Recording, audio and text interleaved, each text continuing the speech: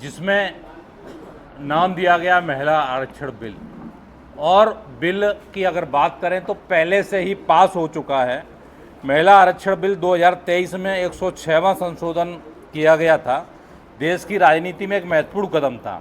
यह बिल 19 सितंबर 2023 को लोकसभा में पेश हुआ था। 20 सितंबर को वोटिंग हुई। 454 वोट के भारी बहुमत से यह बिल पास हुआ, और जबकि 2 वोट सिर्फ विपक्ष में पड़े थे केवल। पूर्ण बहुमत के साथ ये बिल पास किया गया था। इसके बाद 21 सितंबर को राज्यसभा में सर्वसम्मति से पास किया गया। ये बिल ऑलरेडी पास हो चुका है, और 28 सितंबर 2023 को हमारे देश की राष्ट्रपति महामहिम राष्ट्रपति माननीय द्रौपदी मुर्मू के द्वारा इस पर हस्ताक्षर कर कानून बना दिया गया था। 2023 में 28 सितंबर 2023 को फाइनल हो चुका था। अब भारतीय जनता पार्टी जिसके चौथी पास राजा जो नरेंद्र मोदी प्रधानमंत्री हैं, क्या उन्होंने अपनी पत्नी बहन हमारी यशोदा बहन को न्याय दिया क्या? जो महिलाओं की न्याय की बात करते हैं, और जनता को आप गुमराह कर रहे हो कि आप हमारे देश की माताएं बहनें महिलाएं जितनी हैं सब आजकल पढ़ लिख गई हैं। सबको समझदारी है कि आप बेवकूफ़ किसको बना रहे हैं।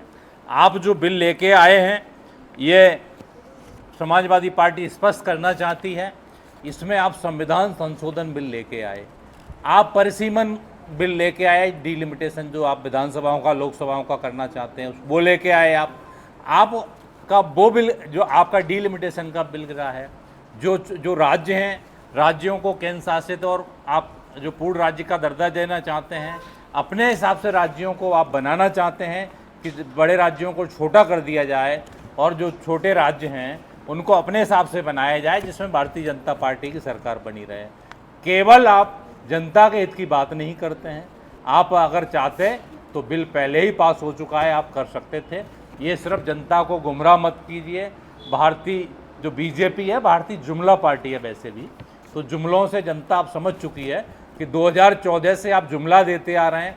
आपने कहा था कि मैं 2 करोड़ आरक्षण दूंगा, 2 करोड़ नौकरियां दूंगा, 9 करोड़ नौकरियां दूंगा, और कहा था महिलाओं को आरक्षण 23 में जो पास हुआ दे दूंगा। नहीं दिया अभी तक आपने। अभी जो 5 राज्यों के चुनाव चल रहे हैं, क्या आपने 33% महिलाओं को टिकट दिए? क्या नहीं दिए। आपसे ज़्यादा टीएमसी ने दिए हैं। देश की संसद में सबसे ज़्यादा अगर संख्या है किसी पार्टी की भागीदारी है अगर सांसदों की, तो पहले नंबर टीएमसी और दूसरे नंबर पर समाजवादी पार्टी ने टिकट भी दिया और जिता के भी लेके आई है। सबसे बड़ी संख्या समाजवादी पार्टी की है अगर परसेंटेज वाइज देखेंगे तो।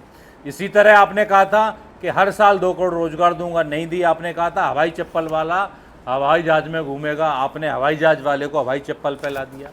आपने मोदी जी कहा था कि किसान की आय दोगुनी हो जाएगी, और शिवराज जी तो अभी कितने गुना फेंक रहे थे कि 8 गुनी आय हो चुकी है किसान की। अरे एक किसान ढूंढ के लाइए। मैं आपको चैलेंज करता हूं कि आप जो कहेंगे मैं करने को तैयार रहूंगा शिवराज जी, कि जिसकी आय 2 गुनी भी हो गई हो। मध्य प्रदेश के किसान की तो ये हालत कर दी आप लोगों ने कि यहाँ पे अभी जो गेहूं की खरीदी होनी थी, गेहूं की खरीदी नहीं हो रही है। आपका लोगों का रजिस्ट्रेशन तक नहीं हो रहा है।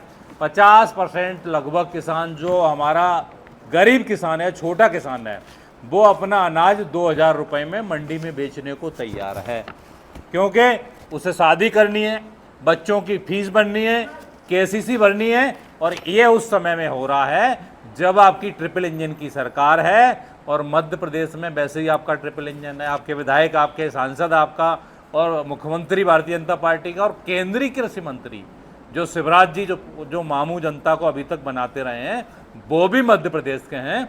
फिर गेहूं की खरीदी आज तक इतनी लेट कभी नहीं हुई, पहली बार क्यों हो रही है? शिवराज जी आप इसका जवाब दीजिए। आप भी बड़ी बड़ी बातें करते हैं, तो इसलिए जनता को ये सरकार गुमराह न करे। केवल ये सरकार जनता के हितैषी कभी नहीं हो सकती। ये व्यापारियों की हितैषी और गुजरातियों की हितैषी है। सिर्फ गुजरात के बड़े बड़े ठेकेदार हर जगह आपको मिल जाएंगे जो हर चीज़ का ठेका ले रहे हैं, छोटे से लेके बड़ा तक हर जगह उनकी भागीदारी मिल जाएगी। लेकिन महिलाओं को भागीदारी ये पार्टी कभी नहीं दी है, ना देगी। मैं और एक बात बहुत स्पष्ट करना चाहता हूँ, बहुत महत्वपूर्ण बात है कि आरएसएस जो इसकी मदर संस्था है, भारतीय जनता पार्टी का जन्म आरएसएस से हुआ है, तो आरएसएस में बता दें कि आपने कितने % महिलाओं को आरक्षण दिया है। क्या एक भी महिला आपके आरएसएस में किसी पद पे है? आप बताने का काम करें। अगर आपने महिलाओं को आरक्षण दिया है तो अब महिलाएं भी समझ जाएंगी कि आप आरक्षण देने का काम कर रहे हैं। तो इसलिए भारतीय जनता पार्टी देश की महिलाओं को और मध्य प्रदेश की खासकर महिलाओं को गुमराह न करे। समाजवादी पार्टी हमेशा महिलाओं के समर्थन में है, हमेशा भागीदारी दी, माननीय नेताजी ने भी दी थी और माननीय राष्ट्रपति अखिलेश यादव जी भी दे रहे हैं। और हमेशा समाजवादी पार्टी महिलाओं के आरक्षण के समर्थन में है। लेकिन इसमें जो हमारे पिछड़े वर्ग की महिलाएं हैं, दलित वर्ग की महिलाएं, आदिवासी वर्ग की महिलाएं हैं, उनकी भागीदारी होनी चाहिए। यदि आप देखेंगे कि भारतीय जनता पार्टी केवल एक विशेष वर्ग की महिलाओं को आरक्षण देना चाहती है, उन्हीं को अभी भी देखेंगे तो आप निकाल लीजिए उनकी लिस्ट कि उसमें कितने परसेंट आदिवासी महिलाएं, कितने परसेंट दलित महिलाएं हैं जो उन्होंने टिकट दिए हैं, कितने परसेंट पिछड़े वर्ग की महिलाएं और कितने परसेंट सामान्य वर्ग की महिलाएं हैं। ये पार्टी सिर्फ गुमराह कर रही है। समाजवादी पार्टी इसको बर्दाश्त नहीं करेगी और देश की जनता, हमारी भारत देश की महिलाएं बिल्कुल समझ रही हैं। आपको आने वाले समय में मध्य प्रदेश से भी उखाड़ने का काम करेंगी और देश से भी उखाड़ने का काम करेंगी कि इनको समझ में आ गया है कि चौथी पास राजा जो देश के प्रधानमंत्री, उनको कुछ समझ में नहीं आता है। लेकिन हमारी माताएं, बहनें, किसान सब समझ रहे हैं। आपको आने वाले समय में उखाड़ के फेंकने का काम करेंगे। धन्यवाद आप सभी का। समाजवादी पार्टी चाहती है कि जातिगत जनगणना की जाए और पिछड़े वर्ग को आबादी के हिसाब से उनको भागीदारी दी जानी चाहिए।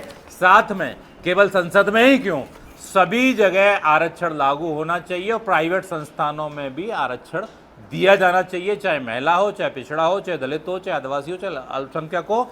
जिसकी जितनी संख्या बारी उसकी उतनी भागीदारी के हिसाब से जातिगत जनगणना हो। उसके बाद महिला बिल भी लागू किया जाए, परिसीमन भी किया जाए, सारी चीजें की जाए, लेकिन जनसंख्या के आधार पर की जाए। समाजवादी पार्टी हमेशा इसके पक्ष में है।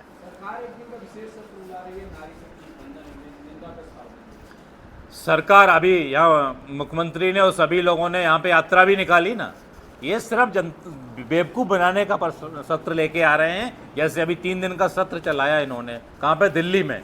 आप सत्र देखेंगे, सत्र के टाइम पे कि उन्हें पहले से पता था कि इनको बिल पास नहीं करना था, जनता को गुमराह करना था। संविधान संशोधन बिल था ये, और मैंने पहले कहा कि भारतीय जनता पार्टी जो संविधान को ख़त्म करना चाहती है तो देश की जनता को गुमराह करके करेगी। तो इसी तरह मध्य प्रदेश की महिलाओं को और देश की महिलाओं को गुमराह करने के लिए ये संसद में इन्होंने झूठ बोला। मोदी जी का पुराना भाषण उठा लीजिए। इसी तरह मध्य प्रदेश में जो एक दिन का विशेष सत्र बुला रहे हैं, यहाँ भी जो हमारी बहनों को गुमराह करने के लिए कि विपक्ष के खिलाफ महिलाएं चली जाएं।